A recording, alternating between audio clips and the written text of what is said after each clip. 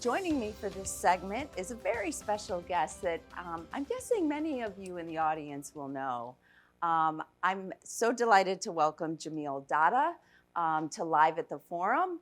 And Jamil is an amazing individual, an incredible champion for the workforce industry. So Jamil Dada, in case you don't know, is actually the longest serving board member for NAWB and a former chair of the NAWB board.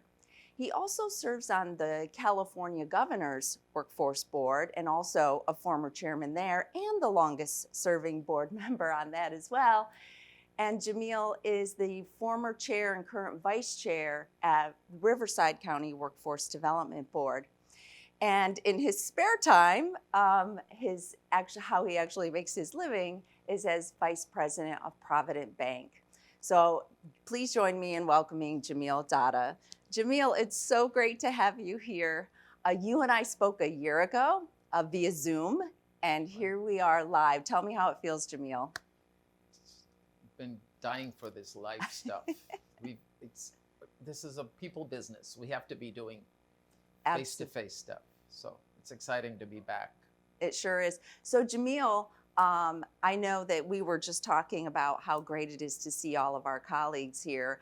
How many colleagues do we have live this year in person? Normally, this conference has between 1,200 and 1,400 people in person. And we have a little over 400 this time, which is still great.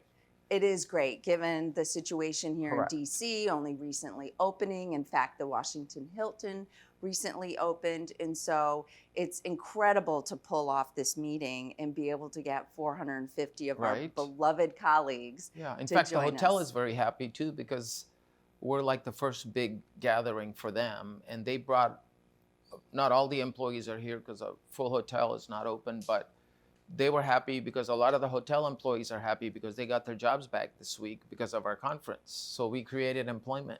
Absolutely. Well, we're happy about that. Yeah.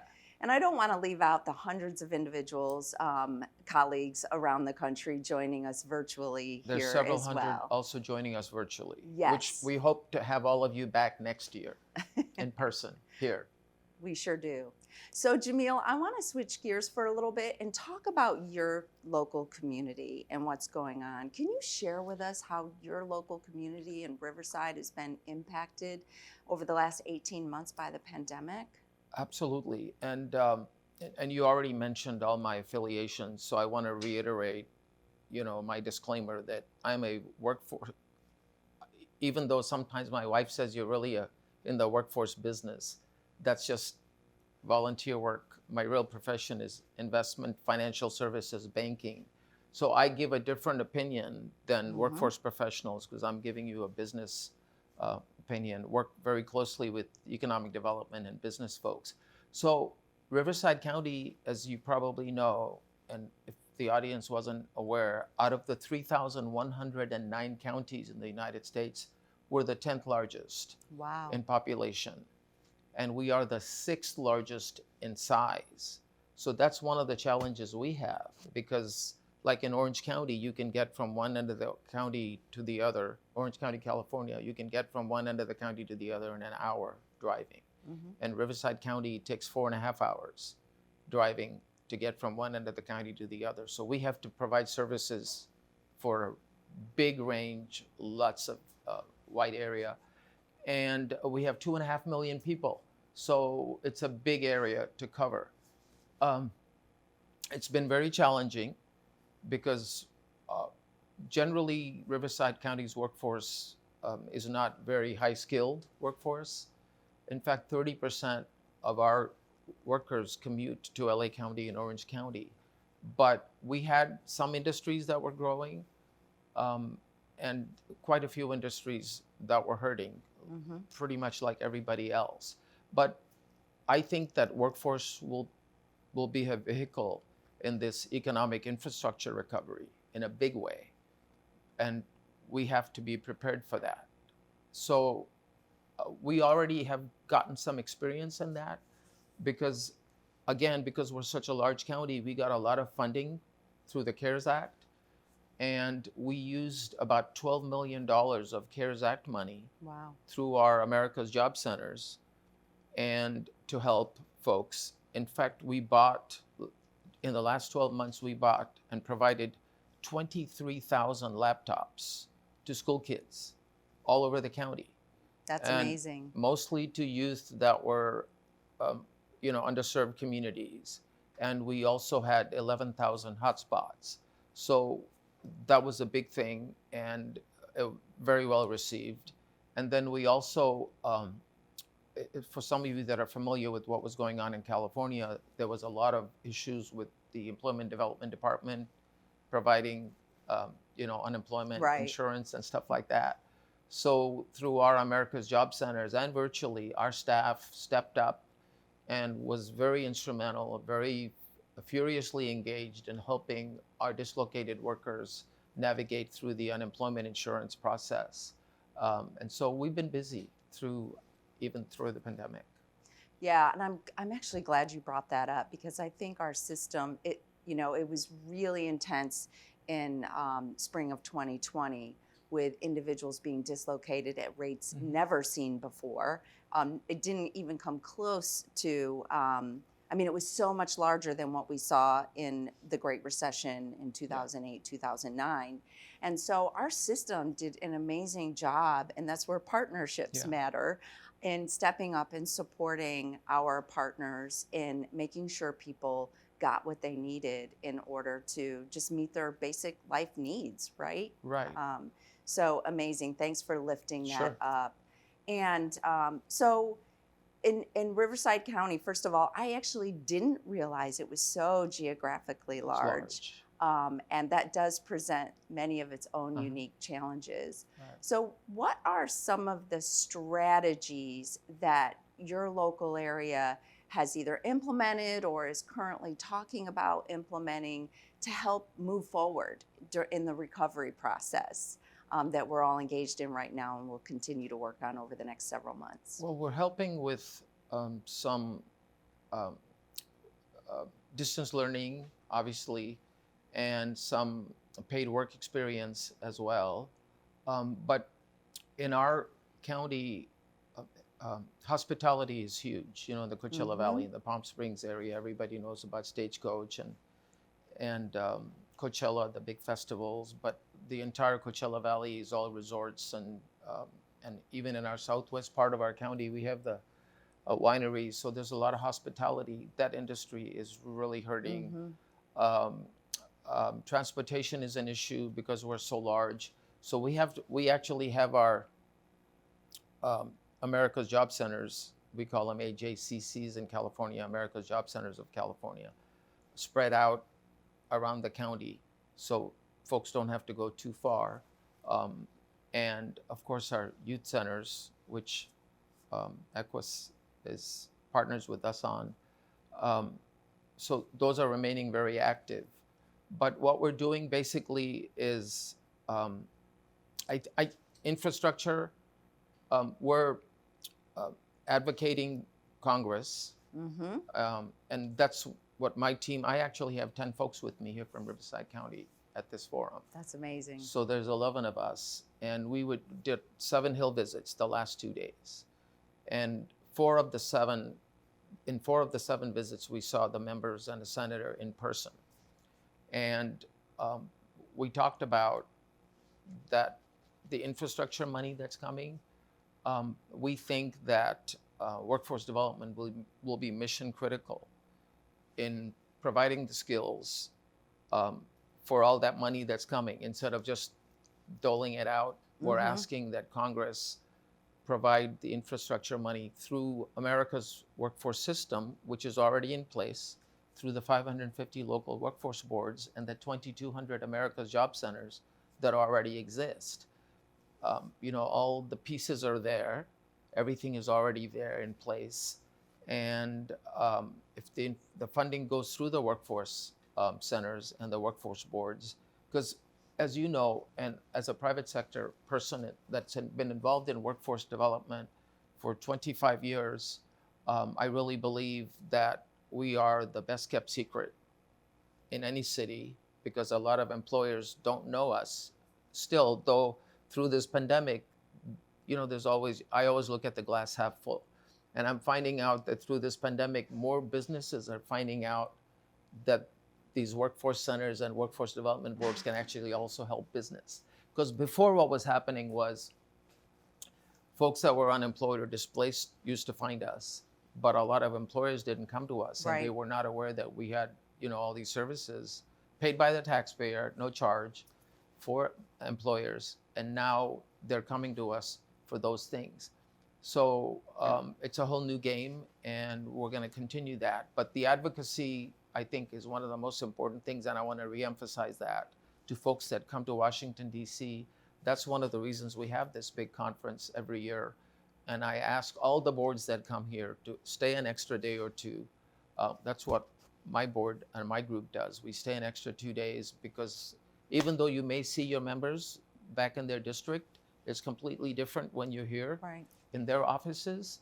And it's really the staff that does all the work. Mm-hmm. And it's the DC staff, and you don't get to see them when you see them in the district. So coming here, talking to them, and if everybody hits the hill, huge impact, can make a difference. First of all, on behalf of Equus in the workforce industry, thank you for the incredible advocacy you do. It really is one of the key roles that we always hope for, that we get out of our prominent business members that are engaged in the system. So thank you. Jamil, we had an opportunity to chat last night. You talked about how you were received on the Hill. You want to share a little bit about that experience? Every meeting we went to, they told us this is the first group, large group, because there were 10 of us, and they all saw us exuberantly. And every member said, this is the first large group in 16 months that we're seeing face to face. Wow. And we are so happy. And you're like the guinea pigs, and we're testing you. And what was funny was a lot of the staff in those offices were wearing shorts and flip-flops because they weren't really prepared. And they were like, we better start grooming and getting, dressed up for the meetings. And they all said that we're happy to get back together, and we are going to welcome face-to-face meetings again. And though the little bit of the challenge was just getting into the congressional buildings, because of the what happened on January 6th, there's just extra security. So previously, for those of you that have visited the Hill regularly, you had to go through security, but you could still walk in. Now, even going through security, they don't even let you in the building and go through security until a staff person is there to escort you, and you have to give your driver's license, and they have to register you. But despite all that, it's worth it to hit the Hill and see your member and advocate for this system. Well, it's great to hear how warmly welcomed you were, and that we they were realized how... we were very pleasantly surprised at how warmly welcomed we were, because we weren't even sure if we were going to impose on them. We have a good relationship with our senators and our members because we see them regularly. So we were hoping, so we knew that they would say, oh yeah, of course we'll see you, but we were still a little nervous about how they would be, face to face. No masks anywhere. Everybody was vaccinated, and DC recently lifted their mask mandate on that. So in fact, great timing. In fact, there's a large Air Force Base in Riverside County, March Air Force Base, which is the third oldest Air Force base in the country. It's a 103-year-old base. So we do a lot of advocacy for our military because that base has a $1 billion impact on our local region. So we also did visits to the Pentagon 2 days ago. We were at the Pentagon for 3 hours and 3 meetings with 3 different departments and generals. Same thing, no masks. Everybody was hugs. Oh. It's great to see you, type of thing. So it's nice to see that everybody's slowly getting back to normal. Yeah, and we're also seeing that with job seekers and businesses ready to engage and to kind of move back to some kind of normal. So I think we're all feeling tremendous relief. And being here in person just further signifies that we're moving forward and brighter days ahead. And we can't forget, this is a people business. The workforce system provides employers with their most valuable resource, which is people, right? Right. We're in the people business. So I'm curious, Jamil, you're in financial services Mhm. industry. What kind of impacts have you guys seen in your industry specifically? Were you impacted by the pandemic? I am happy to say no, because banking and investments and financial services are essential businesses. And um, our banks have been open. Mm-hmm. Customers were coming in with masks, Mhm. and distance, but we didn't see much of an impact, really. I mean, people were, and even though you can now do remote banking and Mm-hmm. debit cards and things, but a lot of people, it's human nature. People want contact. So Right. actually, there was very little impact in our business. That is Um, so good to hear. yeah. What about employees at the bank? Did they work virtually or they continue to report to the office? Did you as employers experience impacts from schools being closed and just some of those things that employees have had So to deal with? good question. So all of our frontline workers that interact with the customers, we're all obviously there in person. But in any business, there's the behind the scenes folks in the different departments. And a lot of them did telework, and we didn't really need them to come in. And with the technology that we have, if they didn't need to come in, they didn't have to come in. But the frontline focus was that we were still business as usual.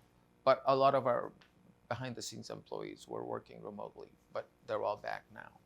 Right. Well, that's good to hear. I'm glad that your industry was Yeah. minimally Mhm. impacted and continued to serve your Right. local community. Jamil, you're also really involved with your local community college. Your advocacy and your volunteerism doesn't stop. And so you touch the workforce system in many different ways. You talk about the work you've done with military base. And so talk a little bit about how you engage with the community college and some of your incredible history there. So I have lived in, we call it the Inland Empire. Um, it's the inland region of Southern California, which is Riverside County and San Bernardino County. So together, that's 5 million people. So we're actually larger than some states, just our little region. And I remain very active in our 2-county region. So I have been involved with our County Office of Education, K through 12, and also our higher education, like the University of California at Riverside. But I have served on and wear many hats at our community colleges. And I think that is the future. Mm-hmm. And I think not just here, the Congress is talking, the Reauthorizing America's Workforce Act and the job bills. All of these acts talk about more and more apprenticeship programs and working with the trade unions and working through with the community colleges. But also, our governor, Gavin Newsom, has said that in the next 5 years they want 1 million apprenticeships.